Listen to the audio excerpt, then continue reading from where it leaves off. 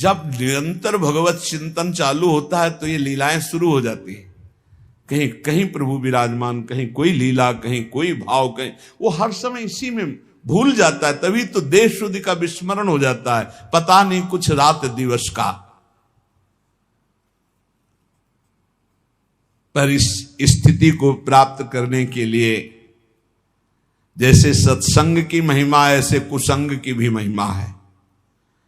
अगर सत्संग भी करोगे और कुसंग भी करोगे तो हो सकता है कुसंग जोरदार हो जाए, क्योंकि बहुत जन्मों से कुसंग ही होता रहा है। श्री नारायण भट्टाचार्य जी के वचन, अभक्त संगो देहोत्थो वाचिको मानसस्तथा त्रिविधोपि परित्याज्यो भक्ति कामनया बुधई कायिका काय संबंधात वचसा भाषणात्मक अन्नादिनाम मानसस्तु पारंपर्योर्ध दोषदः। यदि तुम भक्ति के इच्छुक हो, प्रेम के इच्छुक हो, भगवत दर्शन करना चाहते हो तो अभक्तों का संग कभी भूल कर मत करना। ना तो देहोत्थो वाचिको मानसस तथा, ना शारीरिक होने पावे, ना वाणी से होने पावे, ना मानसिक होने पावे। एकांत में बैठकर दुष्ट का चिंतन भी करना, उसका संग करना होता है। दुष्ट आचरण का, दुष्ट स्वभाव का, दुष्ट व्यक्ति का, दुष्ट घटना का चिंतन नहीं करना चाहिए। ना उसके विषय की चर्चा करनी चाहिए, बहुत दुष्ट है वो, ऐसा वैसा, आप उसका संग कर रहे हैं। और ना शरीर से संग करना चाहिए। त्रिविधोपि परित्याज्यो भक्ति कामनया बुधई, बुद्धिमान को चाहिए 3 प्रकार का जो संग, शारीरिक, मानसिक और वाचिक, तीनों प्रकार का संग त्याग दे। ऐसे मानसिक सत्संग भी होता है। आज सत्संग में सुना, आज वो संते बोल रहे थे, आज ऐसा, तो आपका सत्संग हो रहा मानसिक। परस्पर बैठ करके भगवत चर्चा ऐसी सुनी, ऐसा ऐसा, ये वाचिक हो रहा है। और भक्तों के संग में बैठे ये शारीरिक हो रहा है। ऐसे ही कुसंग होता है। तो कह रहे हैं कायिका काय संबंधात, देह संबंध से जो अवैष्णव है, भजन नहीं करता, दुष्ट स्वभाव का, वो कोई भी हो, जाके प्रियन राम वैदेही तजिए ताहि कोटि बैरी सम यद्यपि परम सनेही, कोई भी हो, पिता माता भाई बंधु परिवार का कोई जो भगवान का विरोधी है, किंचन मात्र भगवत भक्ति का अंग उसके हृदय में नहीं है, तो हमारा कर्तव्य है कि जरूरत पड़ने पर हम उसकी सेवा कर देंगे, पर संग नहीं करेंगे, न वाचिक, न मानसिक, न शारीरिक। अधिकार है, तुम पिता हो, माता हो, जरूरत पड़ेगी, तुम दुख में हो, तुम्हारी सेवा कर देंगे, लेकिन तुमसे हम मन नहीं मिलाएंगे, क्योंकि तुम भगवत विमुख आचरण करते हो। जो अभक्त का संग करता है तो भक्ति उसकी बाधित हो जाती है। पुत्र हो अभक्त हो संग नहीं, पिता हो अभक्त हो संग नहीं, माता हो अभक्त हो संग नहीं। तजो पिता प्रहलाद विभीषण बंधु भरत महतारी गुरु बलि तजो कंत ब्रज बनितन भे मुद मंगलकारी। ये दूसरों को मंगल करने वाले बन गए, जो भगवत विरोधियों का त्याग कर दिया। देह संबंध से दैहिक संबंध होता है, देह संबंध अभक्त से न बनने पावे।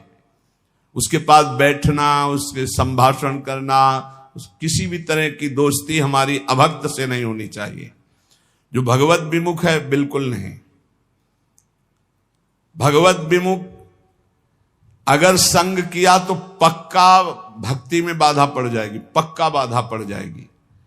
फिर वाचिक बातचीत करना उसके विषय की, वो है नहीं शरीर से पास, बहुत दुष्ट है, बहुत नीच है, ऐसा वैसा, उसका संग हो रहा है वाचिक, उसकी चर्चा भी नहीं करनी। और फिर मानसिक, मन से उसका चिंतन नहीं करना, और दूसरा मानसिक संग, अन्न दिया हुआ नहीं खाना, भोजन नहीं खाना, अभक्त का दिया हुआ भोजन नहीं पाना। जैसे राजा माधव सिंह ने जब विरोध किया रत्नावती का, तो कहा आज से मैं नियम लेती हूं, तुम्हारे द्वारा दिया हुआ एक कवल नहीं पाऊंगी, राजन्न का त्याग करती हूं, क्योंकि तुम राजा हो और तुम भगवान के विरोधी हो, संतों के विरोधी हो, इसलिए आज से मैं त्याग करती हूं, न राजमहल में रहूंगी न तुम्हारा दिया होगा। ऐसा परम पावन चरित्र है रत्नावती जी का कि ये तो केवल भगवान की ही सामर्थ्य को धारण करके ऐसा किया जा सकता है। अगर ये निर्वाह न कर पाए और शरीर से अभक्त का संग हो गया या वाचिक या अन्न आदि का, तो आपके भजन में फर्क पड़ जाएगा, आपकी भक्ति बाधित हो जाएगी।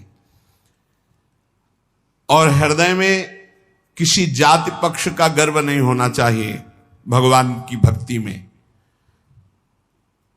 कि मान लो आप उत्तम कुल के हो और कोई मध्यम या निकृष्ट, और आप उस वैष्णव के प्रति वो भाव रखें कि वो तो निकृष्ट कुल का, फिर तो आपका पतन हो जाएगा पक्का। इसलिए अभक्त का संग पतन करता है और जाति अभिमान ये पतन कर देता है। भक्तों के कुल एक ही होते हैं। जैसे अपने यहां श्री हरिवंश सुगोत कुल देव जाति हरिवंश श्री हरिवंश स्वरूप हित रिद्धि सिद्धि हरिवंश।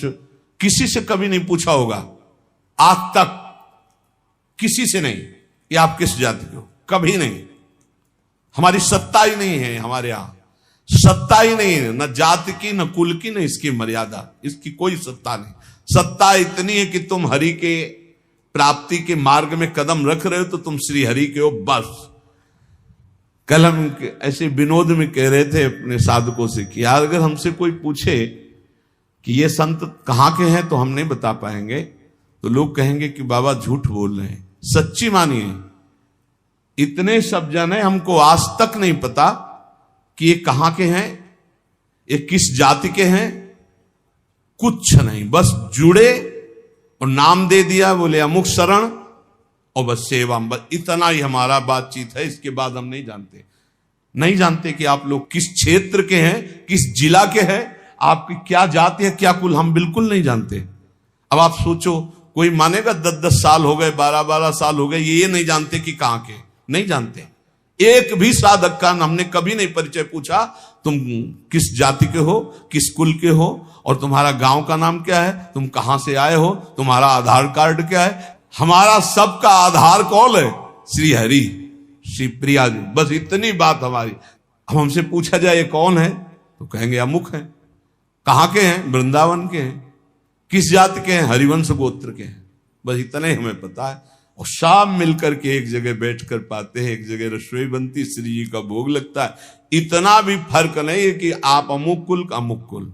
ना हम विप्रो न च नरपतिर्नापि वैश्यो न शूद्रो ना हम वर्णी न च गृहपतिर्नो वनस्थो यतिर्वा किंतु प्रोद्यन निखिल परमानंद पूर्णामृताब्धेर गोपी भर्तु पद कमलयोर दास दासानुदासा। न मैं ब्राह्मणों न क्षत्रियो न वैश्यो न शूद्रो न ब्रह्मचारी न गृहस्थो न वानप्रस्थो न सन्यासी हूं।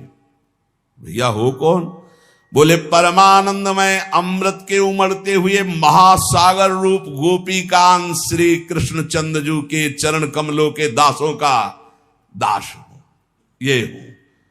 अब ये एक ही है अच्युत कुल, हरिवंश कुल। अब इसमें कोई भेद नहीं। और ये बैठा लेना चाहिए, तभी प्रॉपर्टी मिलेगी, ये भी ध्यान रखो। गोद नामे में आए हो तो पूरी प्रॉपर्टी मिलेगी। तुमसे पूछा जाए तुम कौन जाति के हो,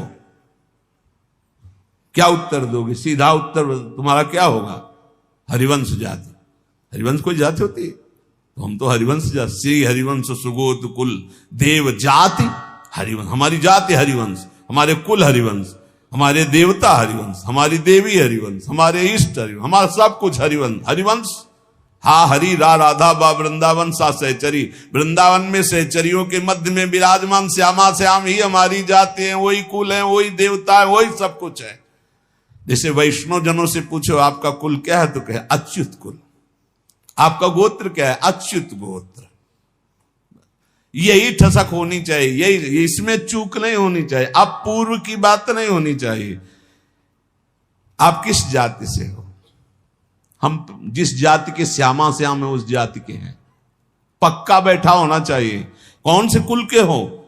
बोले हम तो अच्युत गोत्री हैं, हम तो हरिवंश गोत्री। वही होना चाहिए जो आपके टसक है, तभी प्रॉपर्टी मिलेगी। दंपति संपत्ति पाई है।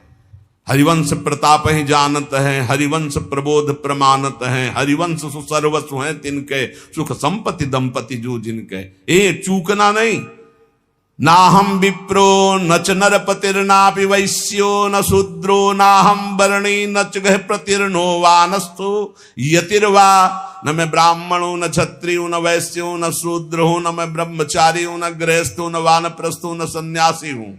कौन हो? बोले परमानंद अमृत प्रवाह करने वाले प्रभु श्री कृष्णचंद्र के दासों का दास हूं। मैं श्री कृष्णचंद्र के दास हूं। दासो हम। जयति जयति कृष्ण प्रेम भक्ति यदंघ्रिम निखिल निगम तत्वम गुणमाज्ञाय मुक्ति भजति शरण कामा वैष्णवस्त्यज्यमाना जपयज्जन तपस्या न्यास निष्ठाम विहाय। जय हो श्री कृष्ण की प्रेम लक्षणा भक्ति की जय हो। ये उसी को प्राप्त होती जो दासो हम है। गया बहुत खर्चा हो रहा है भजन तुम्हारा जो भगवत प्राप्ति के लिए।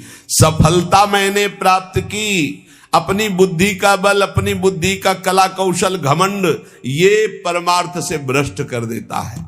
तो भगवान को प्राप्त करने के लिए उपासक को चाहिए कि भगवान कामना आवे तो एक तो कामना ना करे, अगर आवे भी तो भगवान से ही बहे। वो कामना समर्पित करते हुए ये प्रार्थना करे कि प्रभु मंगल भवन, ये कामना आई है, यदि आपके भजन में सहायक हो तो पूर्ण कर देना, और भजन में यदि बाधा करने वाली हो तो कभी पूर्ण ना करना।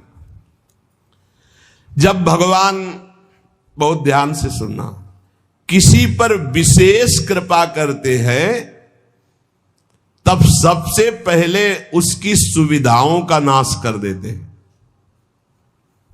विशिष्ट कृपा चाहिए, विशेष कृपा। कृपा तो है ये सब पे, दया भी है। विशिष्ट कृपा चाहिए तो कह रहे जिस पर कृपा करते हैं तो सबसे पहले उसके सब व्यवस्थाओं का नाश कर देते हैं। बहुत कठिन कृपा है। यही भगवान ने युधिष्ठिर जी से कहा, जिस पर मैं कृपा करता हूं उसका सर्वनाश कर देता हूं। चाहिए सर्वनाश, जो अपने सर्वस्व को मिटा देता है। तो क्या है आपका? है क्या आपका? कुछ नहीं। मतलब आपके भ्रम का नाश का मतलब है सर्वनाश। आप समझ लीजिए, डरना नहीं। भगवान के भजन का मतलब विशिष्ट कृपा। विशिष्ट कृपा का मतलब है मतलब एकदम सर्वनाश कर दे। तो चक्रवर्ती सम्राट अम्बरीश जी थे महाभागवत, और दरिद्रता की हद थी सुदामा जी के यहां, तो सुदामा पूरी खड़ी कर दी। समझो या भगवान जिस पर कृपा करते हैं विशेष। क्यों? क्योंकि आपको सच्ची कहता हूं, ये पढ़े लिखे समझाने से समझ में नहीं आता। सुनो, जिस पर विशिष्ट कृपा करता हूं उसका सर्वनाश कर देता हूं। कहीं कोई आश्रय न साधना करे गया, न व्यक्ति करे गया, न वस्तु करे गया। बड़ा विचित्र खेल होता है, बड़ा विचित्र खेल प्रभु का। एक बार वो घबराएगा, दुखी होगा, बहुत परेशान होगा, पर ऑपरेशन किए बिना छोड़ा नहीं जाएगा। हाथ पैर बांध दिए जाते हैं, फड़फड़ा लो केवल।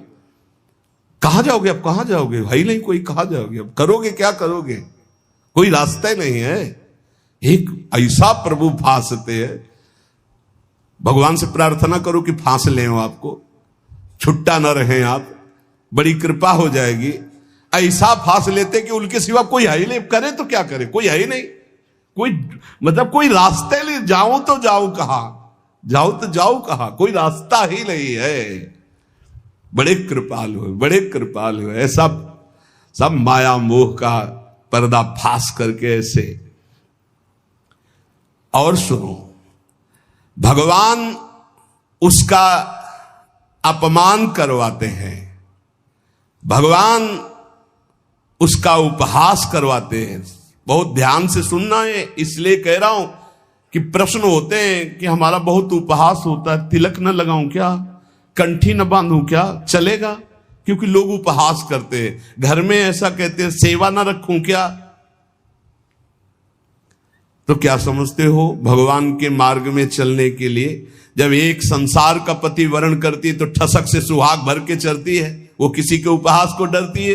तुम जगत के मालिक का सुहाग भरे हुए हो, ये तिलक ये कंठी, तुम्हें शर्म आती है इस बात के लिए कि कोई तुम